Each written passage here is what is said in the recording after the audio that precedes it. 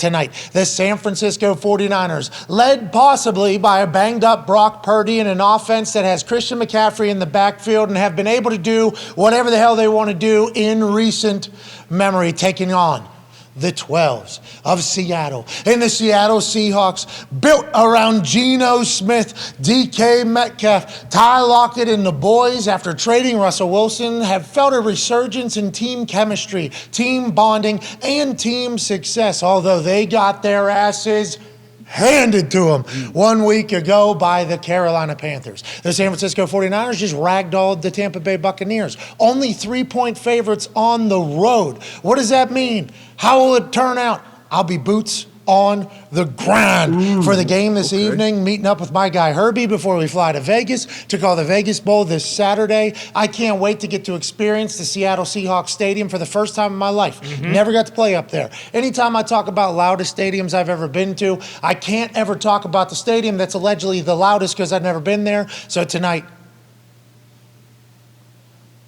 because of an invitation from Kirk Herbstreit, That's right. I will be boots on the grind. And hopefully, I'll get to experience that eardrum rattling. What? Brain pain causing. What?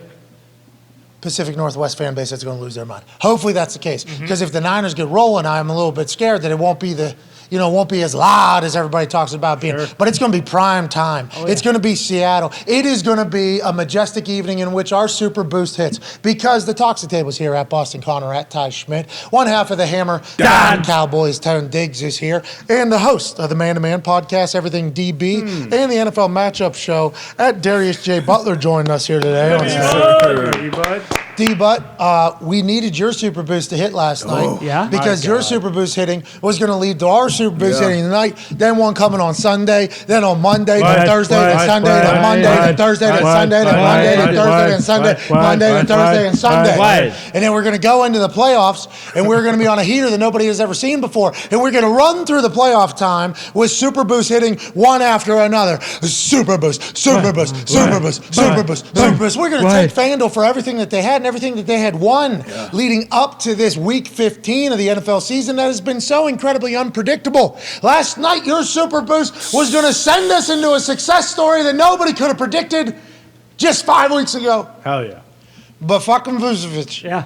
Son of a bitch. Damn it, Vooch. That was the one guy we talked about, too. He jumped off the screen. Oh, that'll be the easy one. Oh, Connor, that was you. If you would you like to talk about what you said yesterday? Because I said, I can't wait for this Super Boost to hit. The way it's going to hit.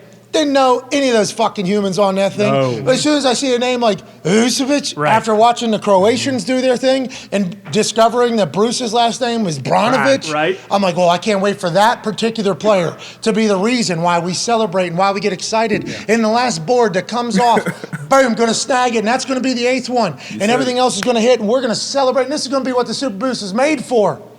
But instead, you had to fuck up. That one's easy. Wow. That one's no problem.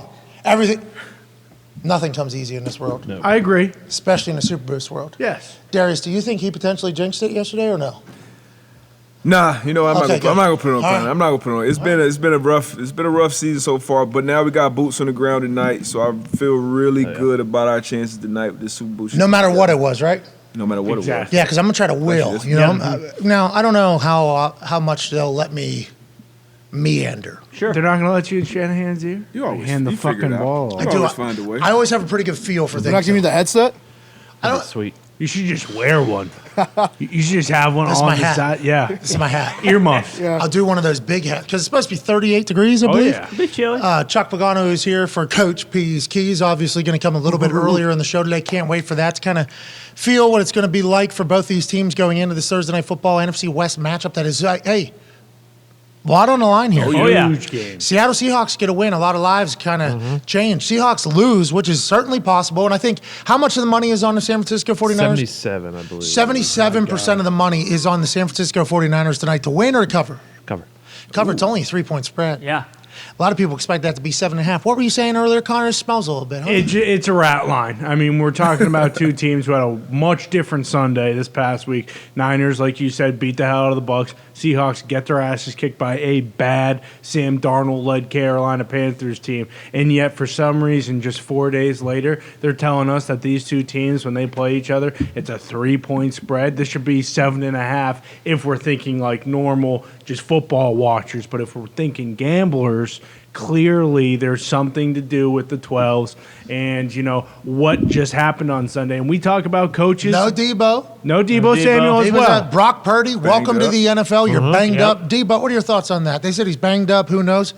Everybody's banged up, especially at the quarterback position. You're going to take a lot of hits. That's what the quarterback position calls for. Purdy's a dog, isn't he? I don't think that means he's going to be out at all. Hopefully he plays. Seems like a tough kid, but like you said, welcome to the NFL, especially at the quarterback position. You got to be out there. Huge opportunity for him, obviously, but, going to lean on C-Mac, hopefully a little more in that run game. Spoiler for the no spoilers for the Super Boost tonight, though. But Christian McCaffrey, we're expecting to have a big game. Yeah, huge. And I don't know if that is something that we're going to expect against every single team, and if it's just because it's the Seattle Seahawks. That is not the case.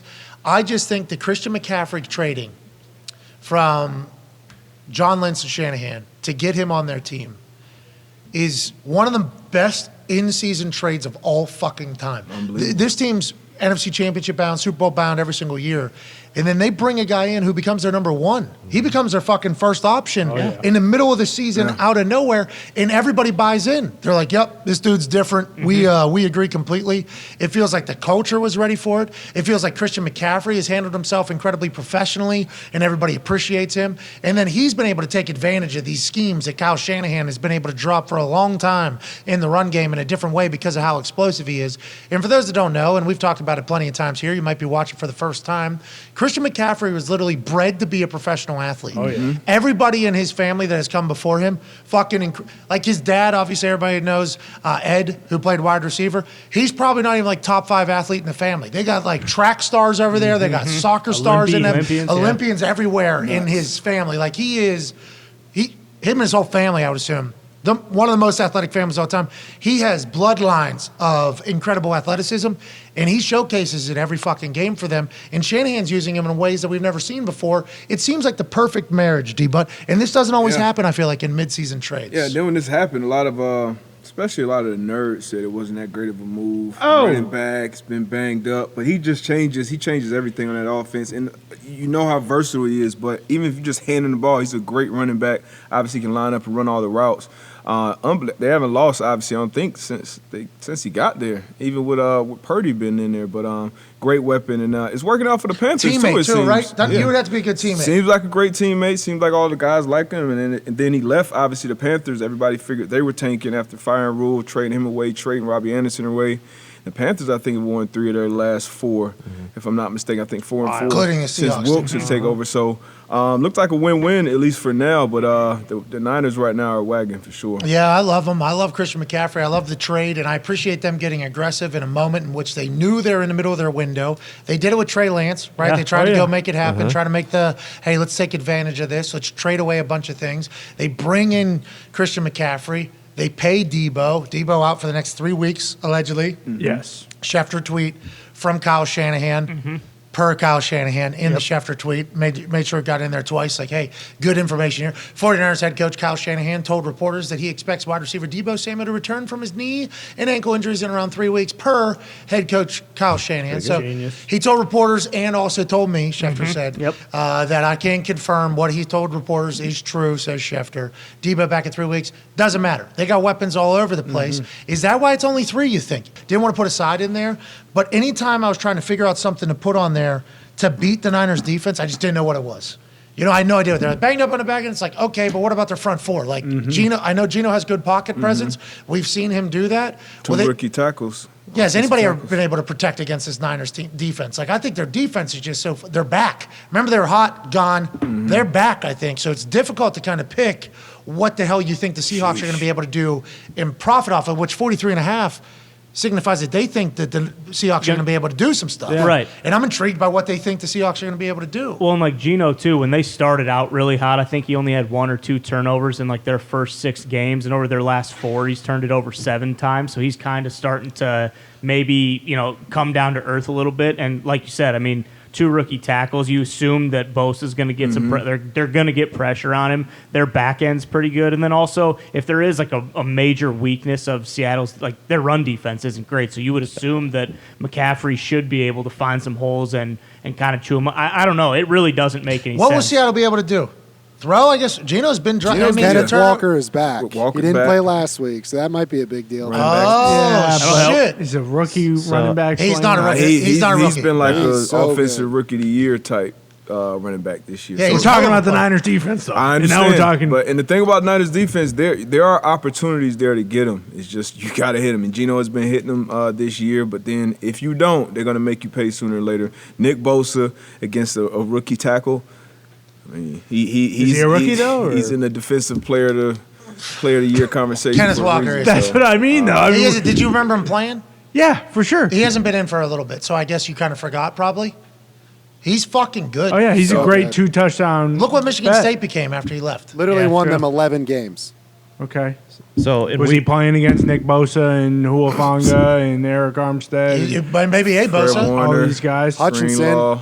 so in week Maybe a Bosa. Was it Bosa? Did they overlap? No, that was his only year last year. Kenneth So Walker. he had one good year. Okay. He- Now we're no, acting like this tra- guy's no, Deion no. fucking Sanders. No, he tra- Jesus Christ. transfer he portal. transferred. He had many good years. Dion isn't a running back. In week either. 2. Barry, whatever. In week 2, these guys. I mean, that's a long. That might as well be years ago that they played in week 2. Who didn't play though? Somebody. Seattle rushed for Kittle. 36 total yards. Wow. But it wasn't Kenneth Walker. Geno only threw It was. for 197, but Lockett had over 100. Lockett had over 100. Walker playing in that game?